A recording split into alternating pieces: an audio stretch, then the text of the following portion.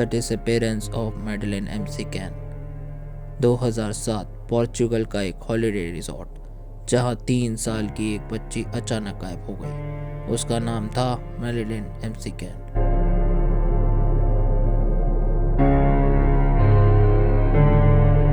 Parents next room में dinner कर रहे थे और मैडलिन अपने सिबलिंग्स के साथ रूम में ही सो रही थी। सिर्फ कुछ मिनट में रूम का डोर खुला और मैडलिन गायब। न फोर्स एंट्री की क्लियर साइंस, न कोई विटनेस। पूरे वर्ल्ड में सर्च शुरू हुई। मीडिया, पुलिस सब इन्वॉल्व हो गए। टाइम के साथ सस्पेक्ट बदलते रहे, कभी पेरेंट्स, कभी स्ट्रेंजर्स, पर प्रूफ कभी नहीं मिला। 16 साल से ज़्यादा हो चुके हैं, पर मैडलिन का सच आज भी अंधेरे में है। एक बच्ची जो सिर्फ सो रही थी और कभी वापस ही नहीं आई। Follow for more real life mysteries.